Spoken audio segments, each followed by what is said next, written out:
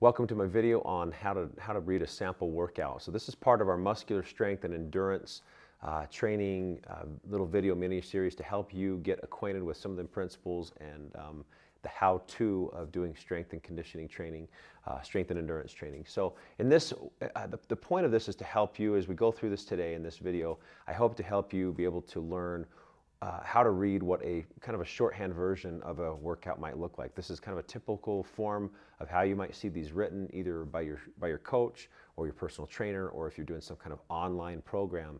A lot of those programs will kind of write these up in a similar kind of way. All right, so basically, if you've watched my previous video on the FIT principle and how to apply that to muscular strength and endurance training, you'll understand what some of these numbers mean, you know, sets and repetitions and things like that. If you haven't watched that video yet, make sure you go back and watch that video.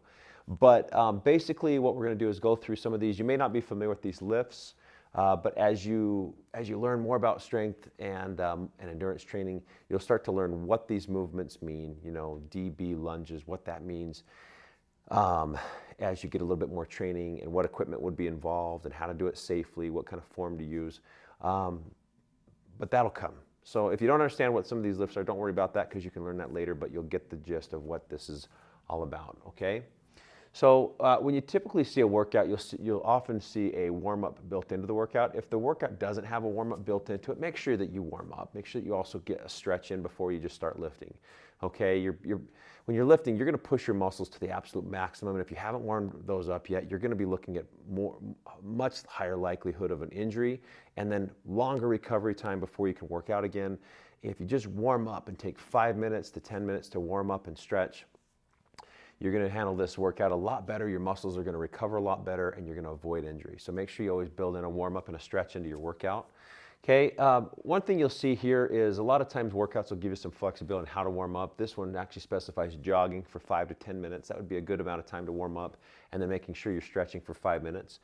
A lot of times then you'll move into a lift that's not a total body, really rough lift. It might be kind of a warm-up lift. So you might see something like dumbbell lunges, 3 sets of 12. Okay, that's more of an endurance, kind of building your endurance and getting your blood flowing and really getting those muscles activated and ready. But that is going to really get your body kind of really next into that next mode, ready to lift a lot more weight. The next lift on this would be military. So if you're doing lunges, you do 3 sets of 12. So basically I'd find the amount of weight that would make me fatigue by the 12th repetition. So if I can do a lunge with, say, 25-pound dumbbells, and I do 12 of these easily, okay, I should probably do more weight. I want to get to the point where that 12th, if this is written to where I'm doing 12 reps in a set, I need to know how much weight I need to be using so that I fatigue by that 12th repetition. Maybe that 10th, 11th, 12th repetition should be kind of really hard to do, still keeping proper form, but eventually fatiguing out.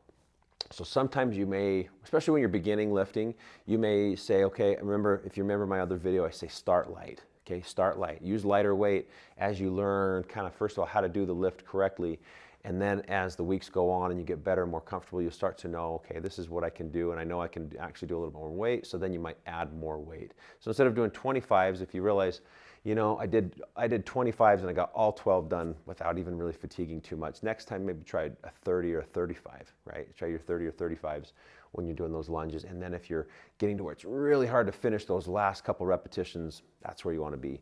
So I'm going to do 12 repetitions, fatigue out, and then rest for probably a minute, maybe 2 minutes, depending on what you need, how fit you are, and then come back and do your second set, do 12 more, and then come back for your third set, do 12 more reps. Once you've done that, make sure you clean your weight up, put your weight away, make sure you leave the machine nice for the next person that's using it if you're working out at a gym, and then move on to your next lift. You'll notice the next lift on here is military, which is short for military press. Okay, military press, you're going to do 3 sets of 10. So again, I need to figure out how much resistance, how much weight I should have on the bar or on the dumbbells, if I'm using dumbbells, to where I'm fatiguing by the 9th or 10th repetition. To fatigue out means your muscles are just done. They cannot do any more. Okay, see, if you're working with a spotter, a lot of times your spotter should have to help you through that 9th and 10th repetition to be able to help you finish it and get through the full range of motion. Okay, so 3 sets of 10 on this, and then you'd move on to squat. Squat would be the next lift on this. And this form of shorthand, a lot of times what this means is for the first set, you're doing 12 repetitions at 50% of your max. Okay, so if your max is 100 pounds, you'd put 50 pounds on. You'd want to be lifting 50 pounds and do it 12 times. Okay, if your max was 200 pounds, 50% of that would be 100 pounds 12 times. Okay, rest for a minute or so, a couple minutes, and then come back and do a set of 10 repetitions at 65% of your max, and so on. You can see by the high number of repetitions throughout that entire lift that this is more targeting endurance, necessarily more than strength training. Kind of 10 is kind of that bottom end of endurance and kind of getting into that strength level maybe, but that's kind of what this one's going to be targeting. Upright row is next, 3 sets of 10, okay, here, and then bench press would be similar format to what is written there for squat. You can see here the last couple sets of bench are down to 5 repetitions and then down to 4 repetitions at very high percentages, 85%. That would be very heavy. You'd want to make sure you have a spotter for that, okay? Make sure you have all the safety equipment in place because you might fail. And in fact, in lifting, as you get really good at lifting, you'll realize that you want to lift to failure. You want to lift until your muscles fatigue and they're just not ready, they just are ready to give out. So always having a spotter with you, again, another reminder from one of our previous videos, super important to have a spotter to help you. It'll help you, first of all, stay safe, but it'll also help you lift heavier. So if you're looking for those strength gains, especially, you'll be able to help rely on your spotter to help you finish through and really fatigue those and max those muscles out. You'll notice the last lift on this is row machine, which is typically like a cable. There's like a cable machine at your gym.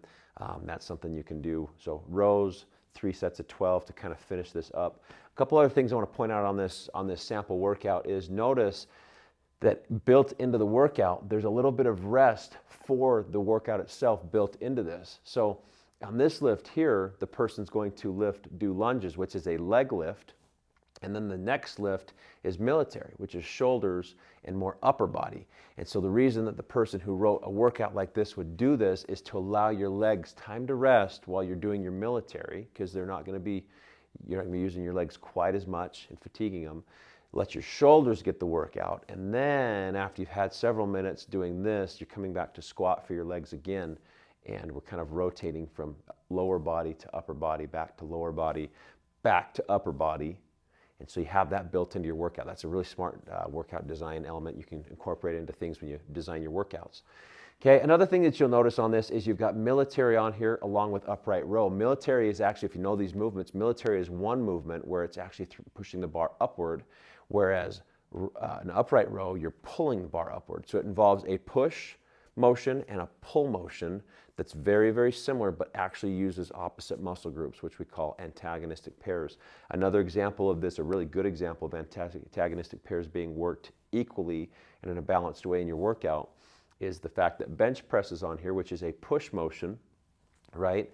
But then row machine is a pull motion, where you're really focusing on those pulling muscles for that same kind of motion. So those are important principles to notice in a workout like this. Again, to really understand everything you're going to see in potential workouts, you need to learn what the different types of lifts are. There's going to be several videos in this course that you can look at and kind of learn how to do different types of lifts and kind of pay attention to the form, the weight and what kinds of ins and outs you're supposed to do with those.